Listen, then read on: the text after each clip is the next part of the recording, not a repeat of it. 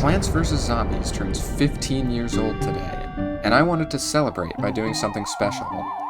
While thinking of what I should do, I remembered watching a NUZLOCKE series on YouTube by Pack, and I decided I wanted to try it for myself. So, let's get right into it. My name is Zach, and you're watching my attempt at a Plants vs. Zombies NUZLOCKE.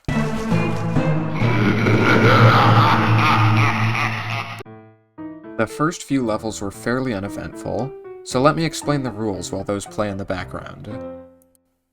In this run, if any plant gets eaten, I will not be allowed to plant that plant again for the rest of the game. This does not mean I have to dig up all the plants when one of them gets eaten. I am just not allowed to plant any more new ones. The shovel is banned. I am not allowed to use it ever. However, there is one part at the beginning of level 1-5 where Crazy Dave makes you dig up 3 pea shooters, and this does not count as losing a plant. One last rule: if I ever use a lawnmower, pool cleaner, or roof cleaner, I have to spin a wheel that will randomly select one plant that I have, except for sunflower and sunshroom, that I am not allowed to use ever again. Alright, now onto the gameplay. As you saw, levels 1-1 and 1-2 didn't have much going on. This is also the case with level 1-3, although keep in mind that the introduction of cone heads in this level made it a step up from before. I will be speeding up the footage for a lot of these early levels so this video doesn't end up being 5 hours long. Nobody wants to watch that. 1-4 is the first level that uses 5 lanes. This adds a bit of complexity, and there's now a lot more to keep track of when planning my defense. This is also when I started to develop a strategy. I'm planting 2 rows of sunflowers and the attackers in front. Usually, I would put my sunflowers in the front, but in this challenge, losing one means the end of the run, so I have to keep them safe at all costs. 1-5 is our first minigame level, this time being Walnut Bowling. One could argue that I'm using my walnuts here, and that I should lose the plant since it goes away. I say it's fine though, the zombies never actually eat the plant. I did use 2 Explodo-nuts at the end though, so feel free to yell at me in the comments for that. I think now's a good time to mention that instant plants are one-time use in this challenge. This means I can only use plants like Cherry Bomb and Potato Mine once. I can also only use Grave Buster once, which might prove to be annoying in the later night levels. 1-6 is the hardest level yet, introducing Pole Vaulter zombies. These guys have more health than a basic, run fast, and jump over the first plant they encounter. This is a huge threat when I have so few plants to work with, and I ended up having a couple close calls with them in the level. 1-7 is the first 2-flag level in the game, which means it's much longer and more difficult and stressful as a result. However, you also unlock Snow Pea right before this level, which makes it a breeze to get through. I was able to take down pole vaulters much more easily than in the last level. 1-8 introduces the Buckethead zombie. These can be a real threat to my defense because they have high health and they body block shots for any zombies behind them. Luckily, you also unlock Chomper for this level, making taking down the Buckethead super easy. I always used to hate Chomper, but I think it might prove to be one of the most useful plants in this challenge. 1-9 is another 2-flag level, and I had a very scary start with 2 early pole vaulters. I had no way to defend against them without Chomper, and ended up having to create a weak point in row 2 to not lose my sunflowers. For the most part, this wasn't an issue, but I only had room for a single Snow Pea in that lane, and I almost lost a walnut at the end of the level because of it.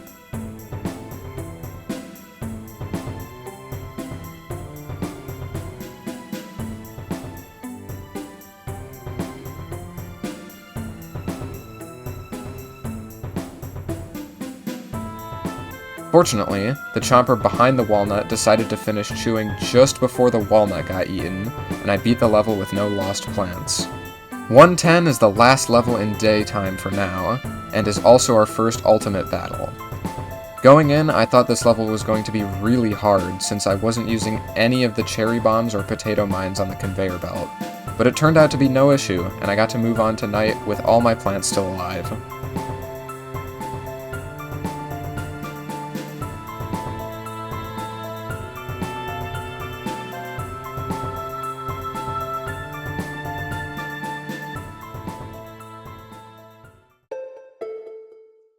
2-1 starts the night levels, as well as introducing Puff Shroom. Puff Shroom is a really overpowered plant since it costs 0 sun, and it should normally make this first level a breeze, but if I happen to lose Puff Shroom at any point, I won't be able to recover.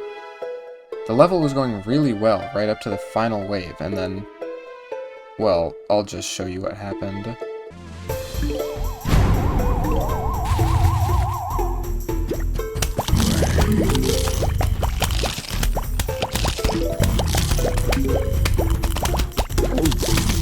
Yeah, so I lost Puff Shroom on the literal first level I had it. I was still able to beat the level since I was right at the end, but this is not good at all.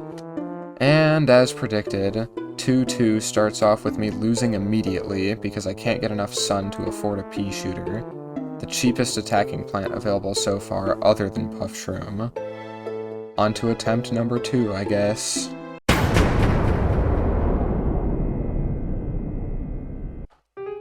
The first 4 levels of attempt 2 were exactly the same as attempt 1, so let's skip over them.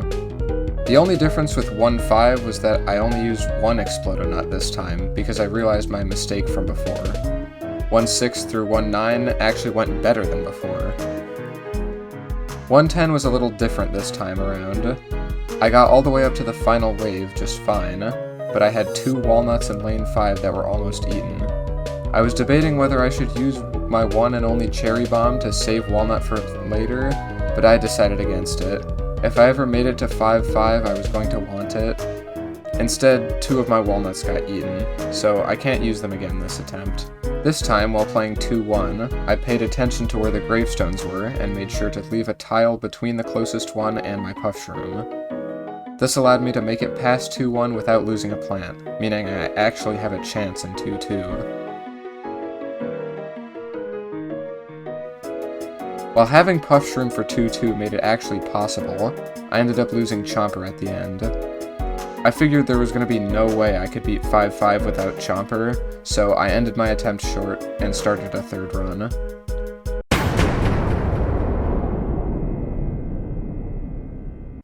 Attempt 3 started pretty much exactly the same as attempt 2, all the way up to 2-2. But like the first attempt, I didn't lose Walnut in 1.10, although I still ended up not using it for the rest of the night levels for some reason. This time I avoided placing any chompers until the final wave, and I still ended up almost losing it. But I got away with it just barely because the chomper was able to eat the zombie behind it. 2-3 introduces screen door zombies, but it also gives you Fume Shroom, the perfect counter for them. It's also another 1 flag level, so nothing of note here. 2-4 had this really annoying line of 4 gravestones in the same lane. I played around it by not putting any sun shrooms in that lane, and placing my attacking plants farther back, and the level went by really smoothly. 2-5 is Whack-A-Zombie, and since I didn't feel like giving myself Carpal Tunnel, I just used my auto-clicker. 2-6 is where everything started to go downhill. The gravestones were in really annoying positions, and I had no way to deal with football zombies other than with Chomper. The problem was that the final wave spawns a zombie from every gravestone on the screen, meaning any plant 1 tile to the left of one was sure to be immediately eaten. This was also around the point when Alex joined the call, and told me that restarting the level was technically within the rules of the challenge. While this isn't really in the spirit of a Nuzlocke, I didn't want to be on this challenge for several weeks, so I decided to restart the level if it went too horribly wrong. I was able to beat the level after a few attempts, and I also implemented a pause strategy at the final wave to ensure my victory. But I started to feel like I was cheating, and that I already kind of lost this attempt. I decided to move on though, as I wanted to get this video out by the 5th, and restarting the whole game again would probably mean I couldn't reach that deadline. 2-7 was looking even more hopeless than 2-6. I mean, just look at how many gravestones there are to deal with. I barely even have any space to plant my plants safely.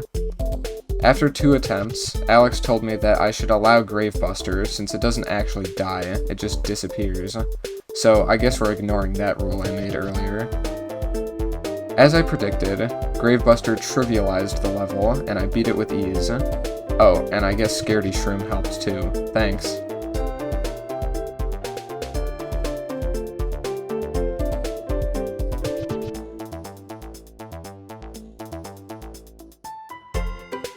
Two 8 was a 1 flag level, so in theory it shouldn't be that bad, but the disco zombies were too much for me to handle in one try. After a few restarts, I beat the level, but I'm not so sure you can call this a Nuzlocke anymore.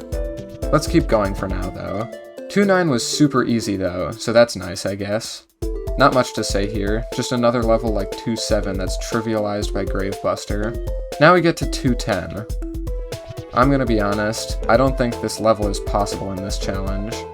First off, there are way too many instant plants on the conveyor belt, and it takes several restarts just to get enough attackers to beat the early game. There are also football zombies. Remember how I had to use Chomper to take them out before? Well, there's no Chomper in this level, and the only way I was able to take them out was with Hypno Shroom or a bunch of Ice Shrooms. But there are more than 3 football zombies in this level, which means there are too many for 1 Hypno, 1 Ice, and 1 Doom Shroom. So if the run didn't end already in 2-6, it definitely ended here. I beat the level by using multiple instant plants, and I still lost Puff Shroom. Puff Shroom is crucial to have in the fog levels later, but as you'll see, I won't even be getting to them.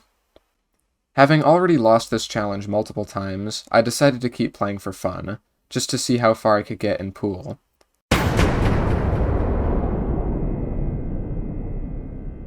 3-1 was easy, as it's the introductory level for this world. Unfortunately, the reward for this level, Squash, is not usable in this challenge. Such a shame considering this was my favorite plant as a child. Like, whoa, he can jump backwards? That's so cool!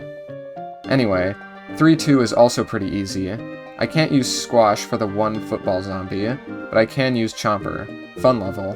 3-3 is when you unlock 3 Peter, and I wanted to use them. I planted my sunflowers in a way that allowed me to put a 3 Peter in lanes 2 and 5, covering all lanes with just 2 plants. This level also introduces snorkel zombies. I hate these guys.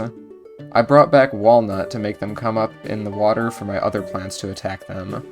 3-4 was mostly the same as 3-3, but this time I had to use Snow Peas strategically to take out pole vaulters. This is also the first 3 flag level in the game, meaning it's the longest level yet, taking about 8 minutes from start to finish. I had a couple close calls with Bucketheads eating walnuts at the end, but I placed a Chomper to eat one of the Bucketheads and saved both walnuts. 3-5 is another level that I think is impossible without using multiple cherry bombs.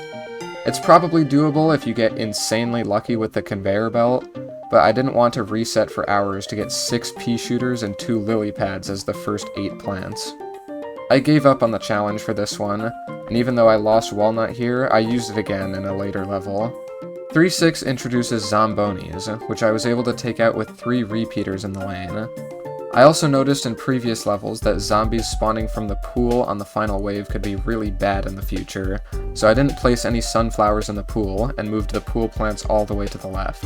3-7 was going fairly well right up until the end, but I ended up losing Walnut again, as well as Lily Pad.